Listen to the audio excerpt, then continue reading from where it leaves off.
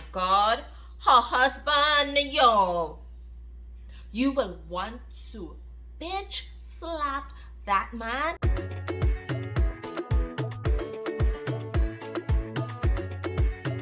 Hi wonderful people, and welcome to my channel Book Craves. I'm Giselle. How are you going? What's up? What is the scene? It has been a while since I have dropped a recommendation video. Like, think about it.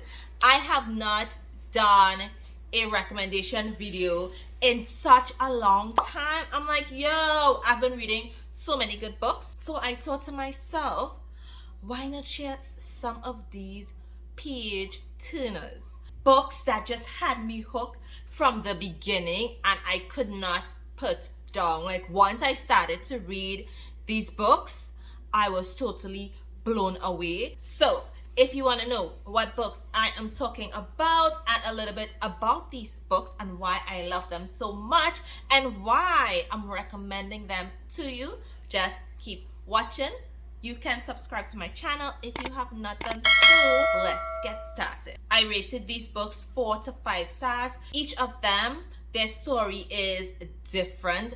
Each story is very unique in its own way. So there's something for everyone. I have books with zero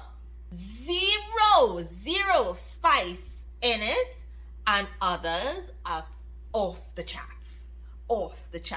First up, I have Always Been You, and this is by QB Taylor. Now, this story, I was actually introduced in like a Twisted Christmas that I read in December, and then she brought out the full book, and I had to read it. Y'all, this taboo romance is off the chart because these two, James and Gabrielle, they have been having this tension between them, and I absolutely love it. I told you I have something for everyone. So basically in the story, Always Been You, Gabrielle is adopted by James' family at the age of like 2. It is very much an age gap story with approximately 9 to 10 years difference between Gabrielle and James. And let me just say, when everything comes out, I was surprised. I was a bit scared reading this level of taboo, but it was okay. It was okay. If I don't read it and let you know, hey, this is good,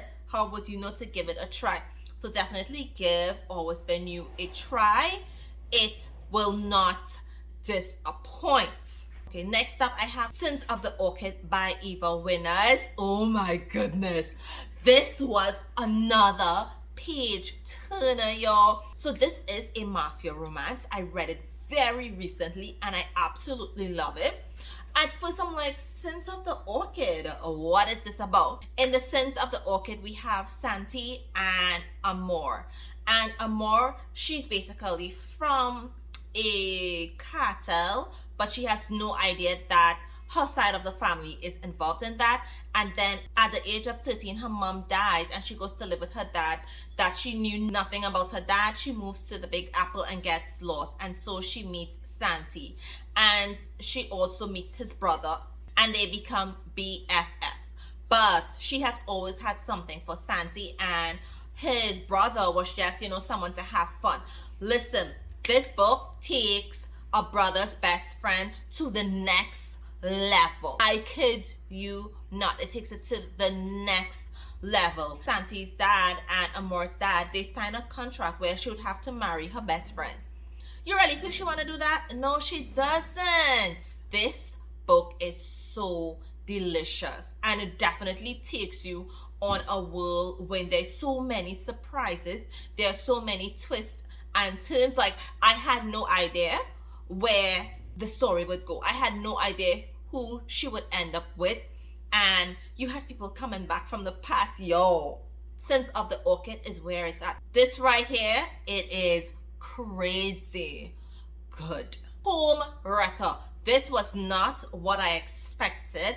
I was blown away by Homewrecker. Like, literally, the cover and the name doesn't do this book justice. It have book covers that it's like literally plain, but what is inside, the content of the book It is not plain.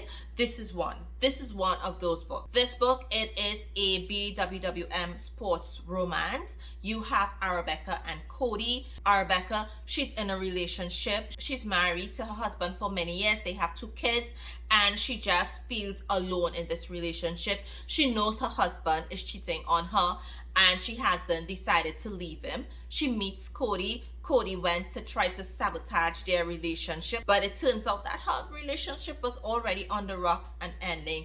And so she becomes like Cody's coach because he is an MMA fighter and he wants that title. He wants that world title that her husband has. Things went from one thing to another with both of them. Listen, this book, it will take you on an emotional roller coaster. Oh my God, her husband, yo. You will want to bitch slap that man. Again, this book, the cover, the title doesn't do justice to the story. This is another one, yo. Hidden Scars. This book took a bully enemies to lovers to the next level. In this book, you meet Kalani and Aiden. And Kalani, she's this intelligent teenager who gets a scholarship to a prestigious school. So she lives on the wrong side of the tracks. Her brother was involved in a gang and he passed away, but she gets this scholarship to make something of herself. And so she goes there. And who does she meet? Who does she bounce into on the first day? And who starts to bully her? Aiden. She butts head with him multiple times until he discovers who she really is. But what happens in this story that makes it so good is that they discover that her father is the head of another cartel, and she knew nothing about Aiden being involved in a cartel as well. He and his friends are the up-and-coming heads for their family's cartel. I did not expect this book to be like this. The tension between Aiden and Kalani is off the chart. Their interactions, oh my God. Their interaction, I loved it. I loved it. I loved it. There's nothing in this book that I did not love. The shenanigans going on between them, loved every minute of it. Ruthless Mafia Boss by Posey Paps. This Friends to Lovers had me. Now listen, I am not a big fan of Friends to Lovers, and this is like a childhood Friends to Lovers, but I am a huge fan of Mafia. So when I started to read this book, I'm like, where is this going? But you really saw how they grew up together and how obsessed Luca came with Lexi. And I loved that. And I loved how he pursued her. So basically in this book, you have where Luca, he is the next mafia boss of his family crime organization. And Lexi, not knowing anything, but her father was actually involved. And her family has ties to Luca's family crime organization. And so there wasn't any choice about that. And I love that, you know, growing up when Lexi was bullied, that he stepped in. And then when he realized he wanted to make her his queen, he ensured that she had the skills needed to become a Donna. And I absolutely loved it. Oh my gosh, it is such a page turner. I was so excited, but I didn't realize that it was going to end on a cliffhanger and that it's going to be a duet. Listen, I cannot wait for book 2 to be published. Ruthless Mafia Boss, you are going to consume this interracial romance. I am literally new to Crescent City, right? I am new to Sarah J. Maas. I did not read her previous books, her previous series, but Crescent City, I'm like, so I read book 1 and book 2, House of Earth and Blood and House of Sky and Breath.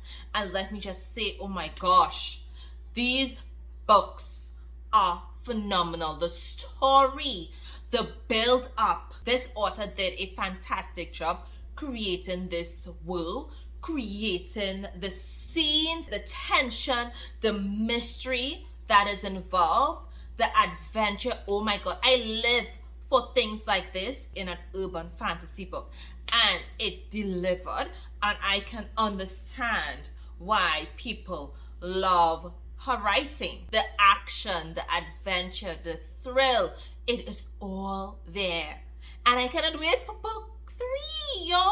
And for me, if you want to write an urban fantasy, if you want to write any type of fantasy, you need to create that world. You need to explain stuff. I need to get like a background as to how this world operates, and the author did just that. Fantastic world building. So basically in this world, Bryce, in book 1, and Bryce, her best friend Danica died, and so she went on this journey to find out how her friend that was so powerful died. And along the way, she discovered so many things. You have slavery in this book, and yes, Hunter was a slavery, and he was able to get his freedom. It was only for a little while because he became enslaved once again after Bryce and him discovered what was really happening behind the scenes, and how these people who ruled their world really got their powers. It's not that they were born with it like everyone else. They have a system in place, right? A system in place to ensure that they remain on top and remain the most powerful. But I can see Bryce tearing up that. I can see Bryce bringing them down. But, you know, we had to wait for book 3 and probably book 4 to find out that. Highly recommend you read this. And I can tell you, when book 3 is released, I am going to reread book 1 and 2 because that is just how I do. I have another book by QB Tyler, and this is Second Semester. Now, this is another kind of taboo-ish read. It is also an age gap romance, and this story, it is between Serena and Landon. So Serena, in her family, she is the older sister. She is in her final year of college, and she's going to go off to law school. And so she's doing an internship at her dad's law firm. Now, her dad is best friends with Landon. Landon is just going through a messy divorce, actually having like a teen kid that he has issues with. And so he's trying to rebuild his relationship with his teen son. So he and Landon is willing to give Serena the opportunity to learn more because her father is really keeping her in the dark about certain. And so Landon takes her under his wings. Really enjoyed the chemistry between Landon and Serena. Yes, there's like what, a 20-year age gap? So what? So what? That's how we do. This was another page turner for me. I have spoken about this book on my channel. It was on my March TBR as well as my March wrap-up. I loved this book. This book that I'm going to talk about, Savage Bloodline, loved it. Read every single story in this Mafia collection. You know I am obsessed with Mafia. I do enjoy those dark, gritty, steamy, forbidden, dangerous, thrilling stories, and that is what I got. I got several of that in this one book. It is written by several authors, and so it also has several tropes. Like each story has a different trope. There's nothing similar about each of these stories. I do have my favorite. I will put up covers for my favorite stories. Really enjoyed this Mafia book. It is fast-paced. There are twists and turns. There is mystery because although they are separate stories, all of these stories integrate to lead to one ending because they were interconnected and leading to one ending to find out who betrayed the DeLuca family. And so each story, you found each of the characters trying to figure out who killed their Don. Each of these stories are an interracial romance. So you get that. You get so many twists and turns. You get so many plots. You get so many different characters. Oh my gosh, you get badass heroines. You get, obviously, badass heroes. You do get your obsessive, possessive, jealous heroes. And you'll know I love a corrupted characters, and both the hero and the heroine, they were corrupted. This Woven Kingdom, I was surprised that I loved this because it had no spice. It had tension there, it had mystery there, it had curiosity there, but it had no spice. And I'm like, Jess, are you loving this? I'm like, yeah, I'm loving this. I'm like, how are you loving this? I'm like, I don't know, but the story's going good, right? So in this book, you meet Alize and Cameron, and Alize, she is like a djinn. The author did a really good job laying Alize's background, backstory. You got that history behind her and who she is and how integral she is towards the story. So you got that. The author did a really phenomenal job creating that world, and so you understood how significant the main characters are to that world. And so Alize, her parents died, and so in order to protect her identity, she went into being a servant. And then you have Cameron. Cameron, he is next in line to rule this kingdom. However, how his kingdom has survived and things that the present king did was evil. Relationship between Cameron and Alize, it was one of mystery. It was one of trying to discover who and what she is, and really trying to figure out what role she's going to play in his life. That is until this jaw-dropping, mind-blowing ending. Because I didn't expect that. I did. After reading like almost 500 pages and 40 chapters, I did not expect this book to end on a cliffhanger, but it did. And so you are torn between where will her love interest be? Is it going to be with Cameron, or is it going to be with his enemy who kidnapped her at the end? Like, how is this story going to go? I had no idea. There were so many twists in this book. I'm like, is she going to become a queen, or is she not going to become a queen? Is she going to get together with Cameron, or isn't she going to get together with him? Is she going to rule the world? Like, I don't know. And that is one of the reasons why I loved the book and I fell in love with the story. So these are 10 amazing stories that were major page turners for me. Some were short, some were long, different subgenres of romance. Some had no romance. Let me know what are your favorite. If you have read any, let me know what you enjoyed. Like, come on, let's get the conversation going, because I absolutely love these books. Thank you so much for watching this video. If you're going to read any of these, you know what to do. All of the books that I have mentioned will be in the description box, so you can definitely check them out. So you can definitely follow me on my different social media accounts, and look out until I post another one, y'all. Bye.